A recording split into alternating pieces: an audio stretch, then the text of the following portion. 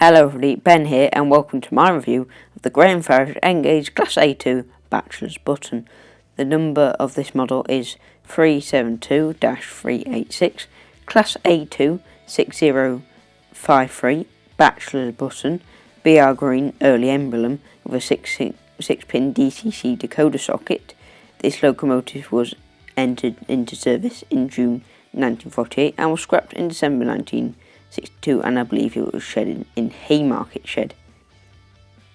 This locomotive, according to the instructions, has to be running for 1 hour in each direction and can be run on up to first radius curves and doesn't need lubricating out of the box, although I think you'd probably want to do that after a few days or weeks or whatever running.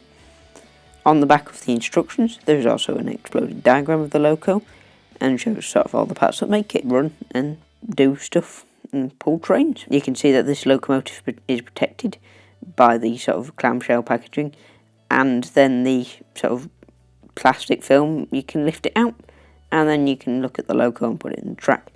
That's the unboxing, and now on to the review. You can see there's the buffers and the vac pipe, as well as the extra detail, a hole for the extra details. There is also pre-fitted lamps on this model, which look very nicely moulded and quite an interesting feature.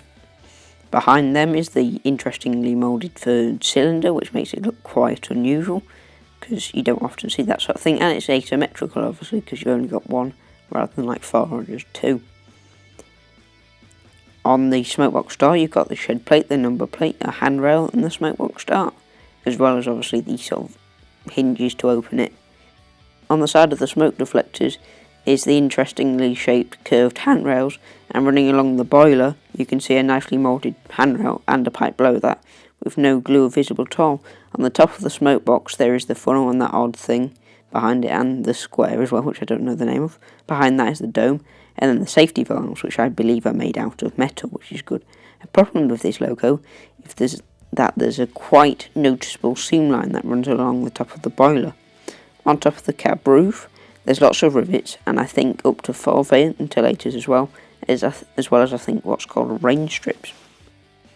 On this locomotive there's actually air underneath the boiler, and also lubricators and something that I think it maybe supports for the boiler that I don't know the name of. On the running plate, however, the lubricators are only on one side.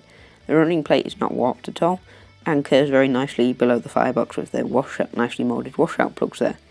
On the cab side there's several handrails and the nicely glazed windows, which I think are just one piece, but they still look quite good.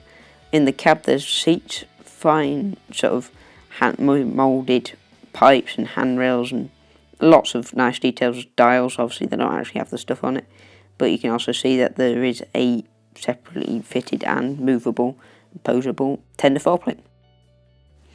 On the tender there's several handrails, and on the back more lamps as well, and steps.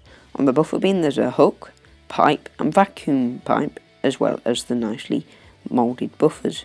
You can see that this tender back also has a lot of rivets. The underframe is nice. It has springs and axle boxes and lots of rivets again. It's just a very nicely moulded piece, as you can see here. It's got lots of fine details on it.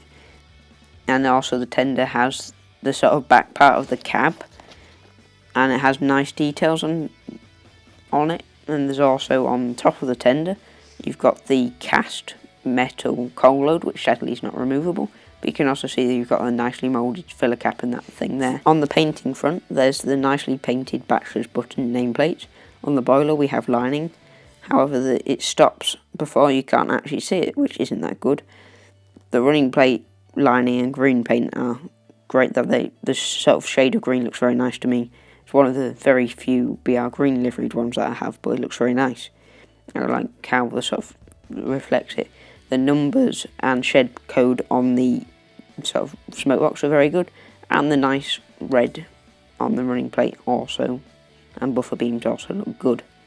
The cab size are very great, with builder's plate in gold, number and RA9 numbering stuffs, and lots of lining up. The BR crest on the tender is very nice, with the lining also being done to very high quality. This locomotive is a very good locomotive on that sort of front. It's got a few issues, but it's good. Now on to the mechanism that whatever makes this loco tick.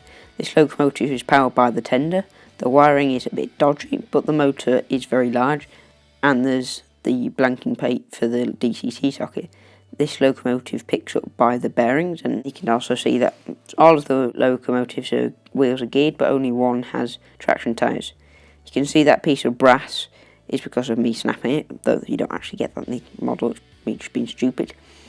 And the locomotive itself picks up from is supplying the tender with pickups by that sort of thing there, from the driving wheels, which you can see also pick up by the bearings. I don't believe the front bogie or the back pony truck pick up at all, but this means that the locomotive has 14 out of 20 wheels on the whole loco picking up, which I don't know, I think that's decent, not too bad, as you'll see now onto the running, that the crawl I think is a very good, and the slow speed is also very good. You can sort of imagine this running slow speed out of a shed onto the front of an express train, and you can see it's a very good run at these slow speeds, with the crawl being quite good. I don't think it's the best, it definitely doesn't match the Dappo Class 68, but it's still a very good runner, I think. I quite like how all the valve gear and the waggly bits moves back around very well if you move it at a quite low speed, similar to this one here, because it's not stalling at all, thanks to the decent amount of wheels that actually pick up on this model. It can do this slow speed for a long period of time, and also over points as well, without stalling at all. The high speed is also very fast, as you can see. This is only about 50% speed, but obviously if you go up to 50%, 100% speed, it's very fast. It's probably a bit too fast at 100% speed, but probably below that it might just be alright for sort of your average express train speeds that this locomotive would pull. If you want this locomotive, which I don't think you can get new anywhere now, but it's a good locomotive with a few problems like the lining and the seam line on the boiler. However, it looks very good apart from those issues, and runs well at high and low speeds as well, over both points and curves. So apart from a few issues, I think the sort of boiler issue with the seam line is the worst, because you'll see that when you look down at a decent distance, but as you'll see from this running, it's not, you don't really notice that, and you don't really notice the lining issues either, and it just looks a nice locomotive, especially when it's running at a decent speed, maybe like 40, and it has no problems whatsoever going over points for me.